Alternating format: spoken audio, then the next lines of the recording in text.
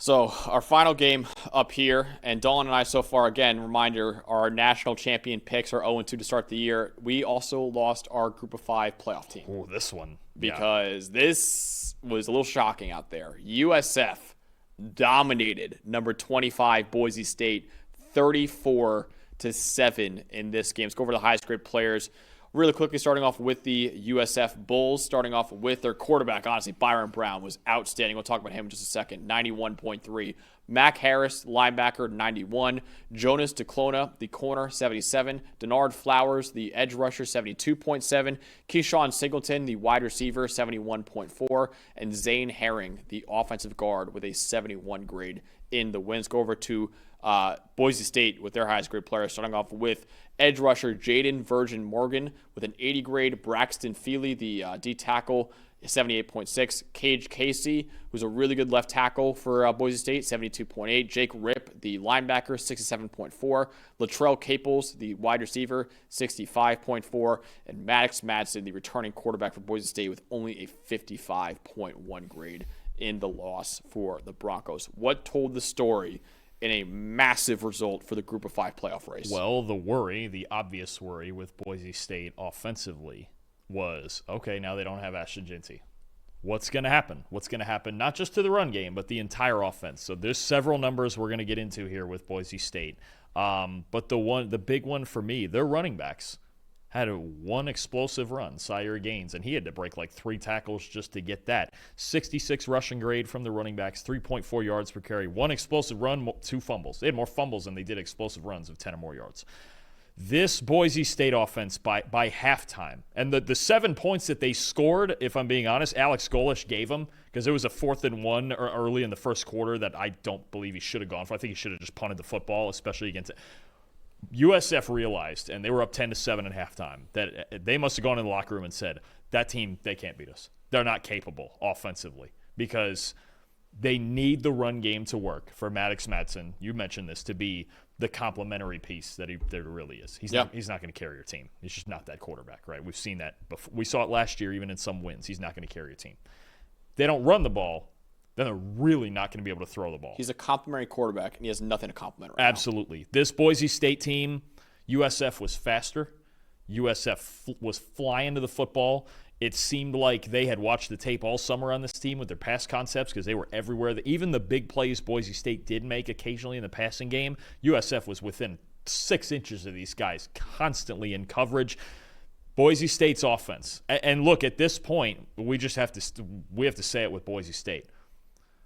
Their only road to the playoff is run the table, including A, winning the Mountain West again, possible, and B, going to Notre Dame and winning. They're not winning at Notre Dame. This offense can't win at Notre Dame. No. The Boise State's out of the playoff race. That's where I'm at. Unless the rest of the Group of 5 is just a disaster the rest of the way. But there's already a couple teams that got some big wins, and there's some teams we're looking at that we're like, hey, and honestly, I would think they're better than Boise State. Boise State's defense, I know it's 34-7. They actually didn't play a bad game. It just caved in because there was no answer, right? Boise State's out. They're not going to Notre Dame with that offense and winning. That's not a thing. So there's already a second loss there. And with this offense, even with some of the teams in their conference, you better find it quick if you're even going to win the Mountain West. USF was really, really impressive in this game all the way around, especially on defense. That was as good as I've seen their defense look under Alex Golish. A lot of veteran guys, a lot of returners on that defense that came back, and they really look like they're on assignment now. There's a lot of, past couple of years, a lot of blown assignments and things like that with USF's defense. A lot more fundamentally sound. They knew they had Boise State overmatched. They knew they were significantly faster. The team speed wasn't even close. USF, I don't know if they'll get ranked this week for a win like this over number 25, but they earned this win, and Boise State's offense, nope, it's not the same without Ashton Jeanty. It's that simple. USF's got a shot to get ranked next week if they beat Florida, for sure. We'll preview that game. That's definitely, we have to preview now. Yeah, absolutely. Result. But my stat to the story is Boise State with a 58.9 PFF grade in this loss. Turns out that that Ashton Jeanty guy is pretty valuable because they look like a shell of themselves without him in this one. Even after returning so many great players from last year's team outside of Jeanty too, it still did not look like the same Boise State team at all. Their lowest graded game against a Group of 5 opponent since its loss to UTEP 3 years ago. Back in 2022 was the last time Boise State had a grade overall as bad as this one against USF.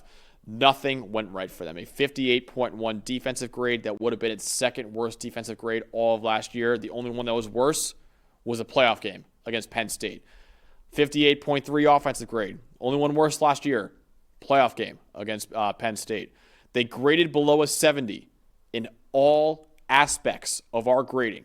Offense, defense, passing, running, receiving, pass blocking, run defense, pass rush, coverage, tackling, special teams even.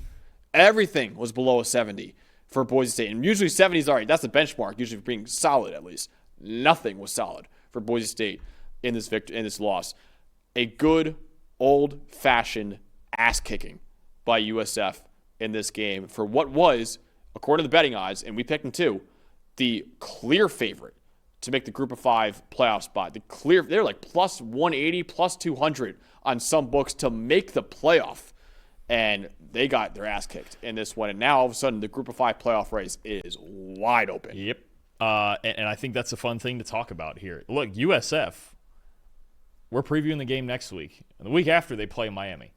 Let's just say by some miracle, and this is a big win, but let's just say by some miracle they win one of these next 2 games. First of all, we're looking at USF like a house, all of a sudden the American. 2, I think that's the key, is getting one of those wins, right? Getting one of those Power 4 wins. We saw Tulane beat Northwestern this weekend. We'll talk more about that. UNLV's got a big game with UCLA coming to town next week. James Madison's coming to Louisville on Friday. That's a big game. Ohio, I'll tell you what, Ohio, we're going to talk about them too.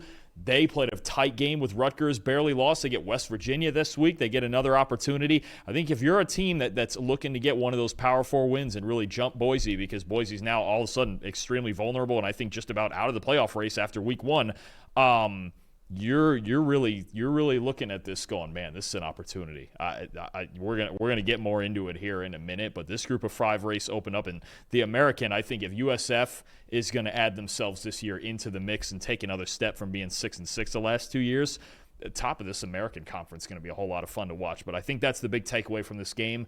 Boise's out. This offense, they are not going to Notre Dame and winning a ball game. And even if they go undefeated otherwise, I don't know that there's enough. Who impressed you the most, real quickly, in the USF's victory? Boy, I love the way these 2 linebackers played. Mac Harris, who was their highest-graded player, and Jalen Schuler, who's one of their best players, too. A lot of veterans back on this USF defense, but these 2 linebackers, both returning starters, you talk about stopping the run. Man, oh man, they had spectacular games. Harris was awesome. 8 tackles, 3 stops, a pass breakup, and a forced fumble, and a pressure as a blitzer. He did everything. And Jalen Schuler, 79 run defense grade, 15 total tackles, 6 defensive stops. Their linebackers were awesome. And again, this entire defense, this was in the 2+ years now of Alex Skoll. My brother went to USF. I watched a decent amount of USF football because we're always talking about it.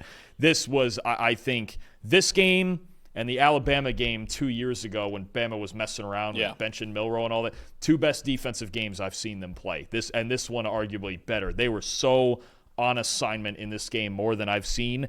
That's I'm glad we get to preview that USF Florida game. That's going to be a fun one. That'll be a fun one. So my most impressive has to be Byrum Brown in this one. So we mentioned it right there. Maddox Madsen is a quarterback who's a complementary quarterback. He can complement other parts of an offense. He's not a quarterback who can carry an offense. Byrum Brown, that is a quarterback that can carry a group of 5 offense right there. A 91.3 PFF grade in the win for him, 81.1 passing grade, 83% adjusted completion rate, 2 big-time throws, no turnover-worthy plays, 85.3 rushing grade for Byrum Brown, too, with 70 rushing yards, 2 rushing touchdowns, 36 yards after contact. He is making his case right now as the best quarterback in the group of 5, and it looks like USF is going to be in contention for not only an American title, but also a playoff spot too. And the biggest reason why is Byrum Brown is a stud for that team. Yeah, that's the biggest reason, because we've even seen it in big games, 2 games against Alabama, even the Miami game last year that they did get blown out, but they got blown out because Cam Ward shredded their defense. That's what he does. Byrum Brown, when he's healthy, and that's a big thing, he's a physical player. We saw it. You want an example on our grading scale of what a +2 run looks like on the +2, -2 scale? It's that touchdown run for Byrum Brown that got called back on holding. He broke 5 tackles. That was like a Marshawn Lynch run right there. Legitimately, like Byrum Brown, especially with his legs against any team. We saw it against Alabama the last 2 years. capable of carrying this offense and being the center of the universe here at Ray J for USF. Really interesting game next week against Florida because I want to see if the improvement in their secondary is real against DJ Lagway and those guys. They don't have a lot of – I believe they'll be able to play up in the run game, actually, in the trenches with their front seven. It's their secondary. I want to see that battle with their secondary against Lagway. If they don't give up too many home runs, they can stay in that game. And we've seen them do it before. They just need Byrum Brown healthy for a whole season because he takes so many hits and he just gets dinged up. And he ended last year on the bench because he was hurt. If he's healthy all 12 games, it's a real threat. Before we move on, and hand up, we both got these wrong. Boise State will not make the playoff this year. We got that wrong. Before we move on, though, I want you, if you could revise your playoff bracket right now, who will be your Group of 5 playoff team in the playoff after 1 week? I'm cheating. If you could change it right now. But I'm cheating this because it's 1+ week. I'm actually gonna stay in the Mountain West with Dan Mullen and UNLV. Interesting. Okay. And they did not look great against Idaho State week 1.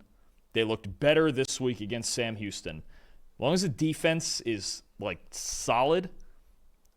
We're going right. Hold up. We're going right to the standouts. Can we just go right to the standouts? Well, I'll say real quick. You do yours. I'm gonna Dan Mullen and UNLV. He's got that offense figured out, and I'll tell you why in a minute. I'll go with Memphis. I still think USF's got a shot to win that conference, and I definitely do. But I think Memphis and Tulane. I think it will come from the American this year. I'm going to say Memphis, who was my pick preseason to win the American. I love Brendan Lewis, the new quarterback they got there. I love what Ryan Silverfield's doing in that program. They were 11-2 last year, number 24 in the final AP poll last year too. I'll go with Memphis, but USF has absolutely got a case now. But the only problem is USF is 10-2, losing to Florida and Miami. Maybe it'll be enough, considering those are two top 10 to 15 teams in the country right now. But I don't know. We'll see. I want to check Memphis' schedule real quick. Tulane, look, big win over Northwestern.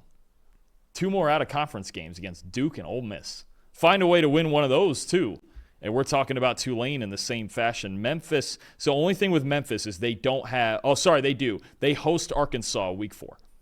Big game. It's a big one. I want to see who else. This is going to be a big thing. Who else can win a Power 4 game to show you can improve? You can do it. You can prove that. Memphis, especially the rivalry right at the border there, that's going to be a fun one. Memphis and Arkansas. You'll go with UNLV. I'll say Memphis. If we could revise it, of course we did get it wrong. We're not saying we're going to go back and change our picks, but if we could revise it, I'll say Memphis. Dalton will go with UNLV. I feel like this will be a weekly segment. Just like, okay, who's your new Group of 5 playoff team? Because it's every single week. It's as chaotic as the top of the rankings, that's for sure. The same for the national title pick, probably, too. Same every week. Who could change it now?